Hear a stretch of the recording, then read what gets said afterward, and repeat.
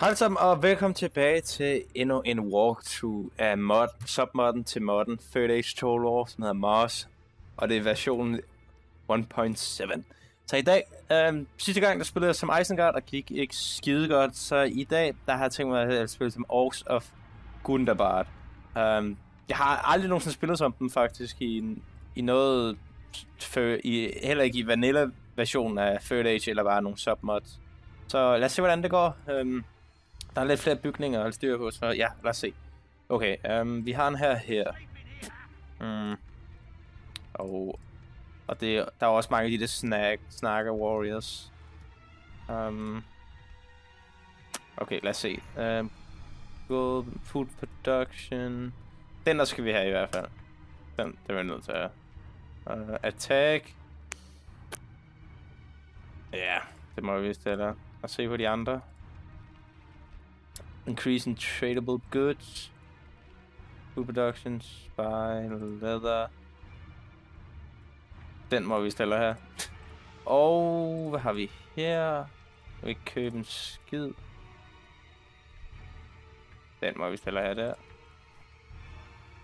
Jeg tror, jeg bliver nødt til at købe en i sådan i hver bygning, måske. Snakker warriors. Charge. De har også charge, dem har jeg holdt, da kæft. Drum, spy, food, max. Ja, lad os bare købe den. Let's do that.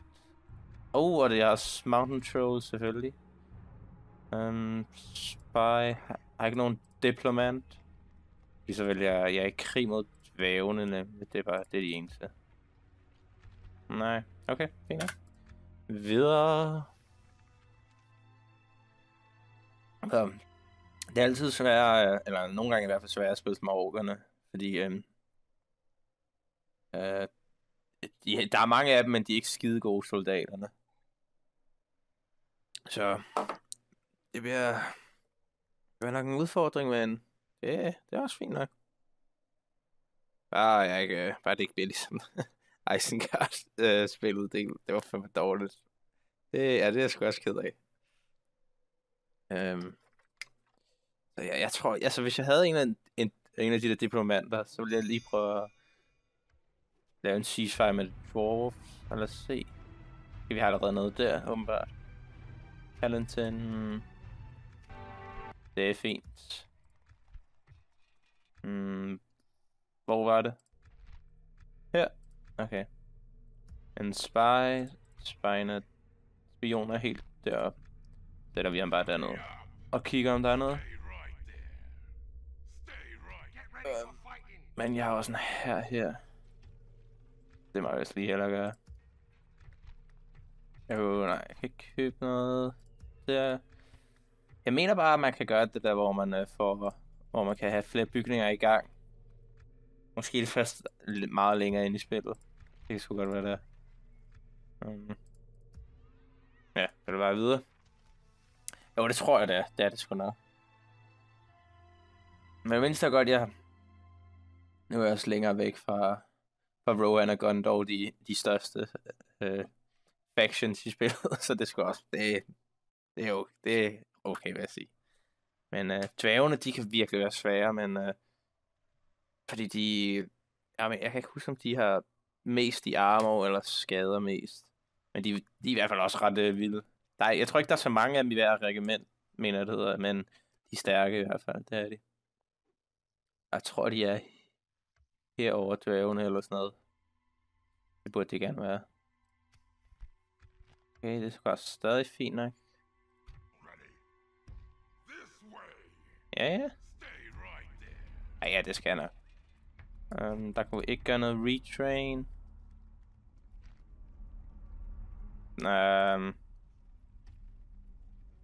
Ja, lad os bare gøre det. Bare lige med 2, det kan vi da lige så godt. Jeg skal have en del af de der rebel baser så hurtigt som muligt i hvert fald. Leather works can make strong men read. Ja, den. Lad os købe den. Det lyder også meget godt. Gør det der. Heller ikke noget der. Var der noget der? Nej, okay. Så er det bare videre igen. Men der er sikkert ikke en skid i den der base dernede. Det plejer det i hvert fald ikke at være. Ikke sådan lige i starten, mener jeg. Jo, der er også sådan en ret fed submod, hvor der er sådan noget med 30 forskellige factions eller sådan noget. Helt sindssygt.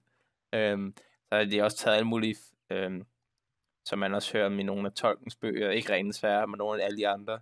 Simpelthen alle mulige andre elverracer, end dem man kender. Og den er sgu også meget fed. Den tror jeg også, jeg vil spille på et tidspunkt. Men nu er det lige Mars tid. Ja, der er ikke en skid. Ja, jeg kan godt tage den. Det kan jeg sgu da godt. Her har vi ikke noget. Den er næsten færdig der. Jeg har stadig ikke minus. Det er da meget godt. Hold da kæft. Kunne jeg træne en herovre? Det tror jeg. Nej. Så er det måske der, eller... Okay, det var det ikke. Ja. Jamen, okay.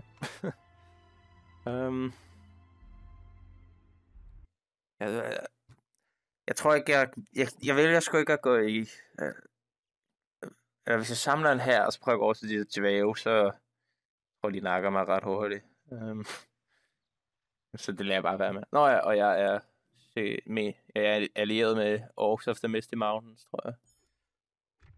Det kan vi hurtigt se. Ja. Dwarf. Der er nogle dvæve her. De er i hvert fald, de har sted herover, og så er de også længere herover, mener jeg. Det er også min, den der. Fuck. Godt nok, det er det ikke. Det er så helt glemt den. Heller ikke nogen der. Attack! 1-1. Men de har også charge bonus. Så er det sindssygt. Public. Food, culture. Anyway. Ja, lad os bare købe den. Whatever. Det virker som om det var fint nok. Tradable goods.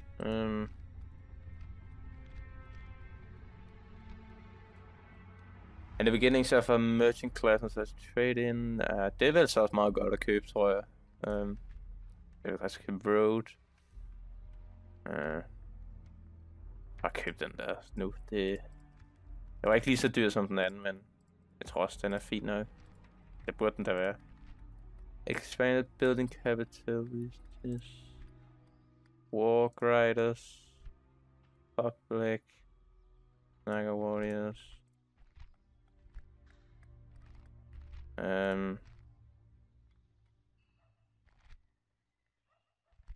Bare køb den der.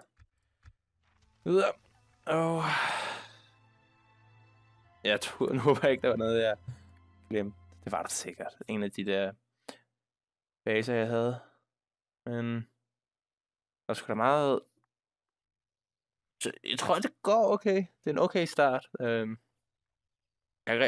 siger jeg skal til i krig med nogen, men før runde 10, så burde jeg gerne have en ny base i hvert fald. Cool. Koster de... Okay. Hillman. Attack. Så har vi også dem der. De to koster det samme. Bare køb dem der. Det er vist meget fint, tror jeg. Ja. Godt det der gerne være. Ja, det er fordi jeg købte noget. Så har jeg minus der. Håber jeg. Det er vi ud af. Walk riders. Sådan. Dem skal vi have. Food production, cultures, by... Lad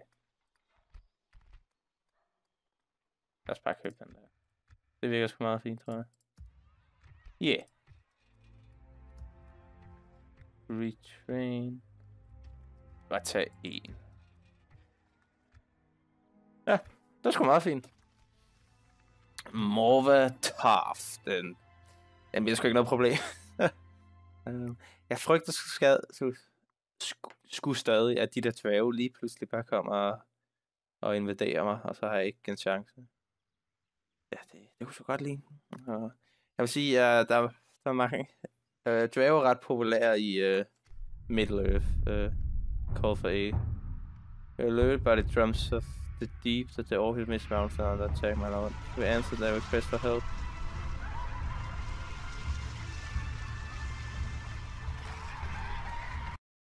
But couldn't discuss it for you.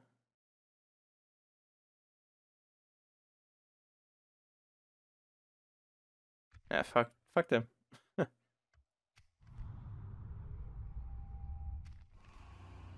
Men jeg er ikke fjender mod dem, så det er da altså noget.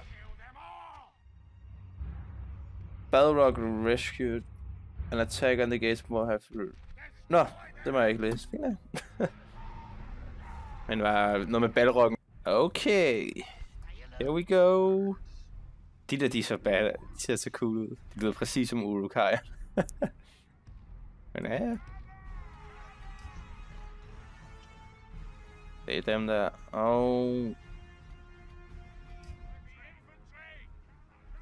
Okay, der er kun... Okay, jeg har kun en arm med bue pil. Det skal sgu nok gå, tror jeg. Det burde det da i hvert fald.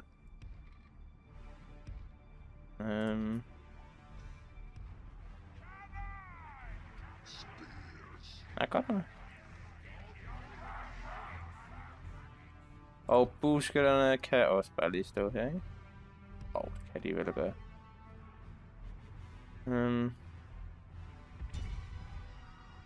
Så spoler vi bare lidt. Bum bum bum. Kom nu. Hvor tæt på skal de. Ikke alt for tæt på, tak.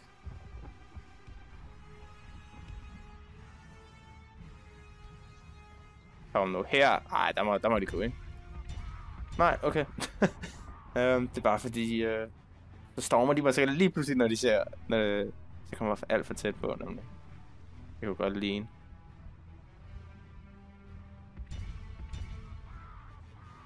Hvor mange fans skal de have? Hvor tæt på skal de? Kom nu. Man kan ikke kraftedeme godt nok.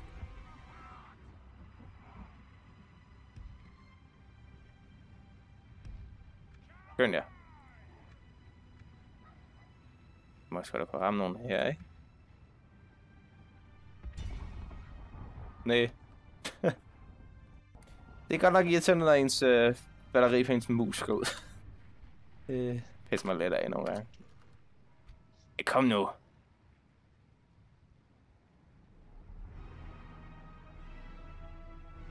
Hvad fuck det? Så søger vi angreb med dem, og...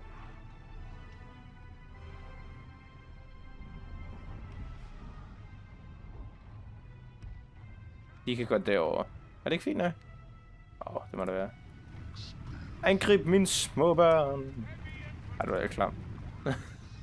Har han nogen special ability? Nej, det var rally troops. Ja, det der ikke er noget rigtig vildt over. Det er min kæmpe her, og der er allerede bokser. Så blev det dog for satan.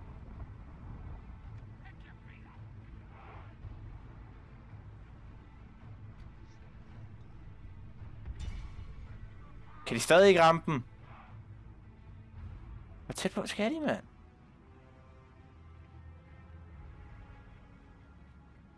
Kom nu. Der. Kom så. Hurtigt. Ja. Jamen, de er pisse elendige. Skyder de overhovedet?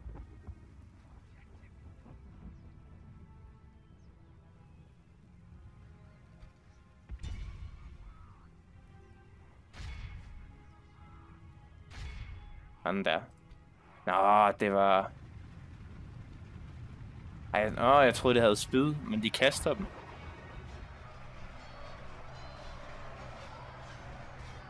Fint, ja. Ligesom om de skyder dem, der kommer ikke nogen pile.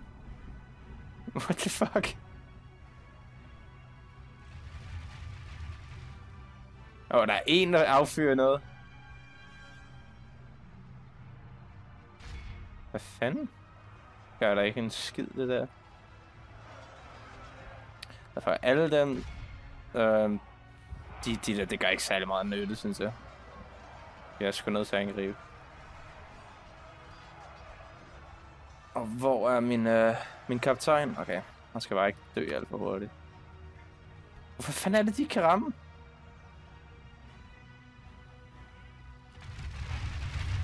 Der er en, der skyder noget afsted, eller en pil afsted. En af dem.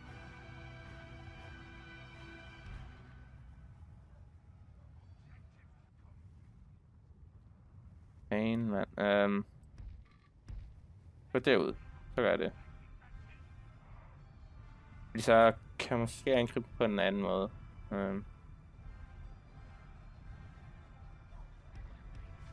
Så derovre, så må de bare kunne skyde over dem, jo. Ja, det må det vist det. Okay, det er lige mange, der er døde af hver. Fuck, jeg har... 6, ja, fint nok. Jeg vidste faktisk ikke, at Orcs of Gundabad kunne have mennesker. Jeg synes ikke, de har... Så det er bare onde mennesker, ligesom de der Dunderlings, eller Dunlingdings, eller whatever. Det er meget fedt, de er så mange, men de har kun én i skydning, så det er ikke særlig godt. Ellers se, om de kan finde ud af at affyre nogen. Den der gang ikke bare stå som handicappet. Sådan der, det var da meget bedre. Det er et lort lige her. De rammer også vores egen, tror jeg. Ja, det skal de ikke, så bare...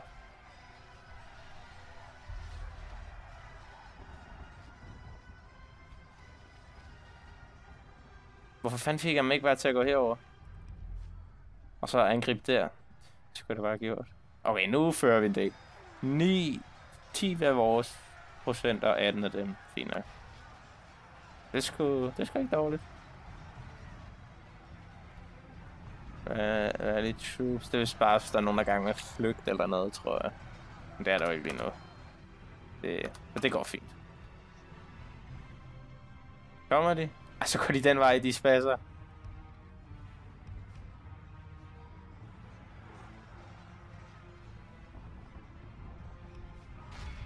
Så skud den der i det mindste. Det kan I da godt gøre. Så løb. Jeg skal ikke løbe længere tilbage. Please, der.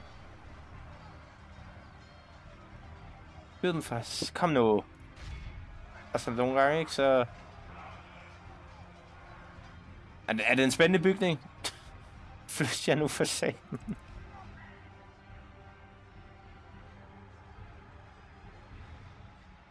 Skyd dem. Det kan ikke være så svært.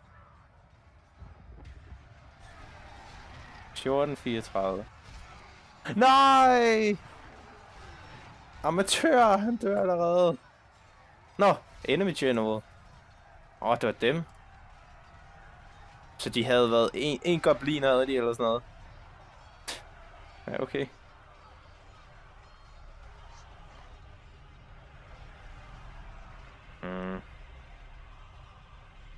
Hvad fuck er det? Alle bare angreb. Det er virkelig nødt til. Spol. Ja, der er ikke så meget andet at gøre her. Ja, det har de da også. Pis, måske skulle jeg være gået tilbage lidt med dem der.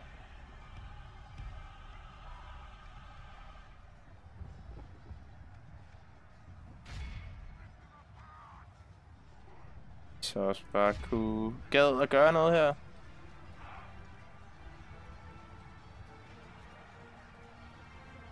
Nej, det kan de ikke finde ud af.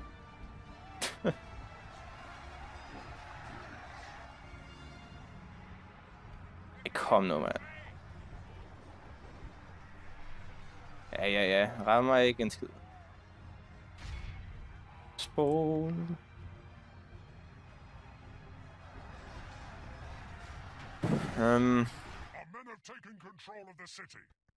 Ja, det har de vel. Men hvis de bare kunne... Hvis det når med spyd og sådan noget, Det er meget sjældent, de rammer nogen, synes jeg bare. Det er virkelig ringe. Rally troops. Rally troops, ja. Det må bare være, hvis der er nogen, der flygter, tror jeg. Ellers skal jeg ikke se, hvad fanden ellers det skulle være. Kom så, knock dem. Sådan der. 209. Okay, men vi har taget den der, og jeg købte den. Ja, jeg tror, det virker. Det er fint nok, det der. Og Litash. Der kan vi også købe noget nyt igen. Improved. Lad os tage den. Lad os gøre det. Jamen, jeg ikke har så mange at trade med lige nu. Goblin. Ja. Der er også noget i gang. Fint nok. Nej, tak.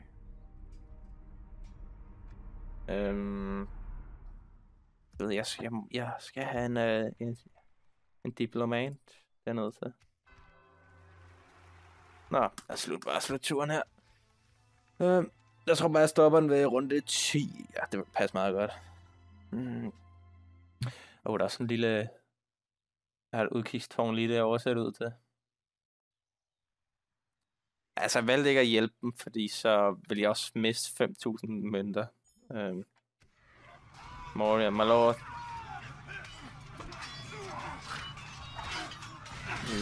Liberate Moria.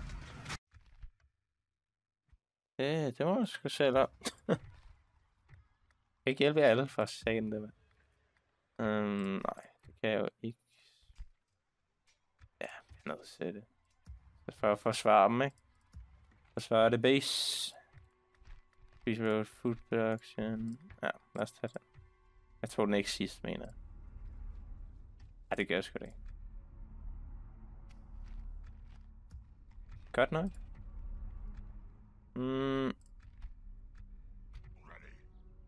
Jeg kan gå lidt videre.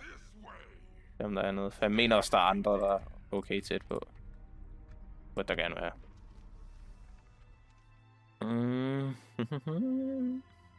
Men det er sgu meget fedt at spille som dem egentlig, selvom jeg mener, jo, de har også nogle ret syge gobliner i, som har noget vildt armor faktisk, så det er sgu meget fint. Ja, de kan jo ikke bare, dem orks fra Mr. Mountains kan ikke bare regne med at komme og rende med hele tiden, mand. Ja, altså jeg spiller jo som ond race, så det er ikke lige så let. Kommer det hjælpe? Det er sgu ikke. Ja, hvorfor ikke jeg er ond, så. Diplomat, sådan der, for sagen, der var vi. Public order. By culture, food. Leather, synes jeg bare, jeg havde købt leather.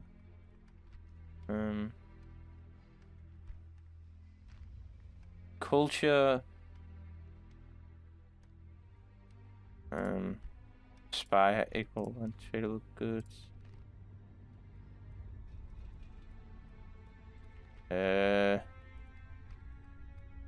Leather. Jeg ved sgu ikke, hvad jeg skal købe. Public.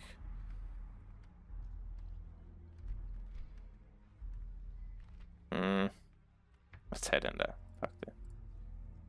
Det må også være okay. Altså, de burde jo alle sammen gøre noget godt. Så. Det kan ikke være dårligt det. Nej, det kan ikke være dårligt det hele, tror jeg. Og jeg har stadig plus i penge. Det skulle da altid noget. Og lad os se, hvad han kan finde ham her. Ikke en ski. Nå. Sidste tur lige her, og så tror jeg lige, vi holder for den her del. Men det har sgu været sjovt. Det synes jeg da. Vi har allerede fået noget. I forhold til første gang med Isengard.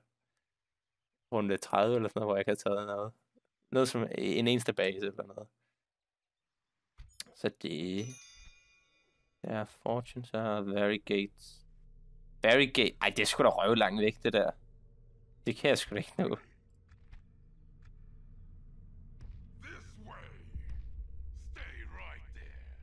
Det kan jeg ikke nå, desværre. Ej, prøv at se, mand. Det kommer til at tage så lang tid, det der. Gundabart. Klik for second. Jeg tror også, man får flere penge, altså når man også har så flere baser at holde styr på og sådan noget. Jo, det virker sådan.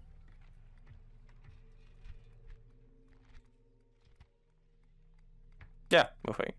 Bare tage den. Der var ikke noget der, var der? Nej, det tror jeg ikke. 75, ja. Yeah. Det gør sgu ikke så meget.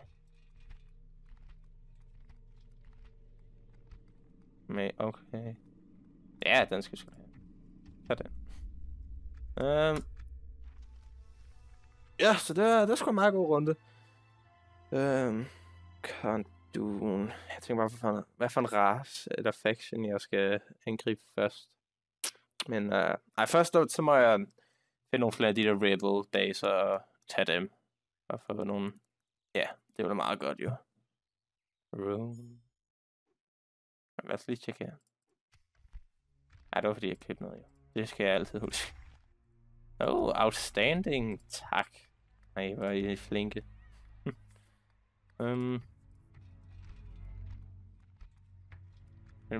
Good. Ja, videre.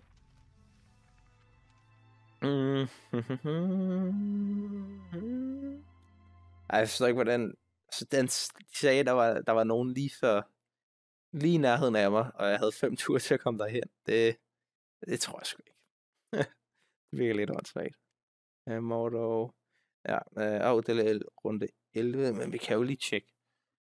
Bare lige her. Så den næste runde starter, bare lige tjekke med... hvad der er mulighed for. 3.000, ja. Det er da godt. Ja, meget godt den der.